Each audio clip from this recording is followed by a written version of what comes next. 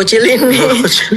Kan dari dulu saya selalu katakan bahwa emas ini ya, emas Wapres ini kan dipakai sebagai tameng oleh ayahnya. Hasilnya gimana? Hasilnya apakah mengangkat branding dia sebagai seorang anak muda yang wow, hebat, atau malah justru membuat dia semakin terpuruk. Hasilnya kan semakin jatuh terpuruk. Dia tampak semakin, mohon maaf ya pakai istilah bodoh lah gitu ya.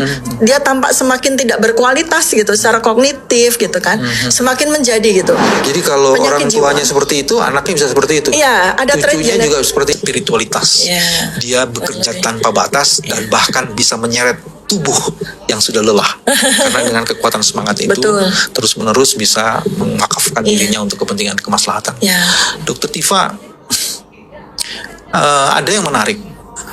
Bro Wapres, Mas Wapres ini bikin monolog lagi. Di monolog awal itu banyak orang membuat dislike. Dan ada dugaan setelah itu katanya dibeli like. Dan itu ada forensiknya, ada teman-teman yang jago itu, nanti kita akan tanya itu. Sehingga kemudian kayaknya kok dipaksakan banget. Sekarang bikin lagi katanya monolog gitu. Nah, yang saya mau lihat, satu pertanyaan saya, ini orang yang seperti ini apakah masuk dalam apa namanya psikopatologi apa enggak sih orang-orang seperti itu, dan apakah ciri-ciri yang lain yang bisa dilihat sebagai psikopatologi itu? Silakan. Ya, ini kalau di level mikro analisis kita masuk ke situ ya, masuk kepada person dan kemudian apa yang dilakukan.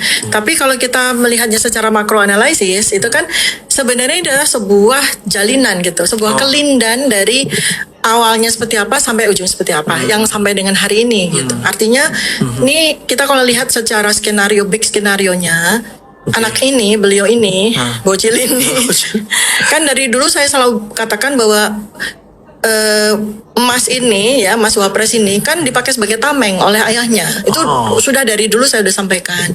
Karena tidak berhasil memaksakan menjadi 3 periode, maka dia perpanjang periode ketiga ini dengan anaknya kan gitu. Ya berhasil lah, semua cara dilakukan dan berhasil.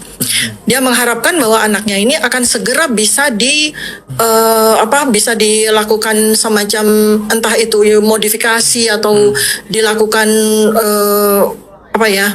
framing gitu kan, branding bahwa ini adalah dari sejak waktu Pilpres kan, branding bahwa ini anak muda yang menjadi representasi dari pemuda harapan bangsa membawa generasi emas dari bonus demografi. Ya seperti itu. Nah dia di framing, tapi kan dia lupa bahwa kalau kita mau framing seseorang, kita mau branding seseorang tuh modalnya harus ada. Nah ini kan ada gap di situ yang gap itu kan besar sekali gapnya. Apa itu intelektualitas, kognitif gitu yang memang tidak ada pada diri anak ini, sehingga ibarat kata sampai dengan hari ini yang kita melihat dia berusaha untuk di branding sebagai seorang pemuda Wapres yang wow sekali pikirannya dengan membuat monolog, dia bikin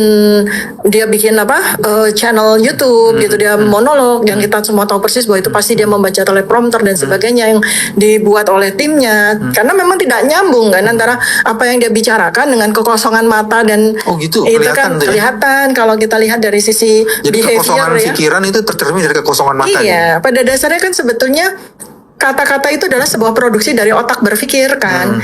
Tetapi kalau seseorang itu kata-kata yang dia sampaikan itu bukan produksi dari otak dia sendiri kan kan kelihatan sekali gap. Apalagi kalau ini orang tidak menyadari ya bahwa manusia itu sekarang itu dicerdaskan secara sangat luar biasa dengan waktu singkat, sehingga pencerdasan level peningkatan kecerdasan dari orang netizen itu luar biasa, dan ini nggak tercapture oleh penguasa. Jadi penguasa ini ketinggalan gitu loh. Mereka melihat bahwa rakyat itu masih bodoh, rakyat itu masih gagap teknologi, masih kepada penguasanya yang kudet. Mereka berpikir bahwa gimmick-gimmick seperti itu masih laku. Ya, halo teman-teman, kembali bersama saya di channel ini. Salam inspirasi, salam NKRI, harga mati. Ya, bagaimana kita mendengarkan penyampaian dari Dokter Tifa, ya ini salah satu orang ya yang mempersoalkan ijazah Pak Jokowi ya. Dari foto dari ilmu kedokteran yang dia miliki ya, bisa menyampaikan bahwa foto yang beredar di ijazah Pak Joko yang ada di Google itu berbeda dengan Pak Joko yang sekarang, dan itu orang yang berbeda ya, dan itu bukan Pak Jokowi. Dan tadi juga sempat berbicara soal Gibran, yang dimana Gibran berbicara soal bonus demografi dan macam-macam tadi sudah disampaikan beliau. Ya, di sini saya coba lihat bagaimana penilaian dan pendapat teman-teman kita. Ya, misalnya hasil kerbitan ya banget keadaannya ya. Kadrun kena wabah penyakit gatal, kadas kurap harapan Arab mati kebek. Nah, kemudian jika dihitung berapa rupiah ya kerugian negara per hari, per minggu, per bulan, dan per tahun dengan kita punya wapres pelangap longo.